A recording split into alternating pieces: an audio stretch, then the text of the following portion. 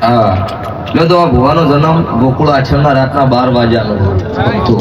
ઈનો મારો લેખ છે, મારો દવારકાનો ઠાકર ચોય કટવા લઈ જાવ ભગતની માતા.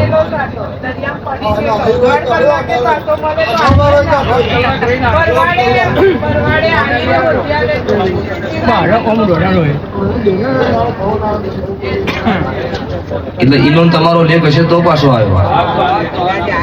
અને એ દરિયા હોનાની નગરી એ હોય નહીં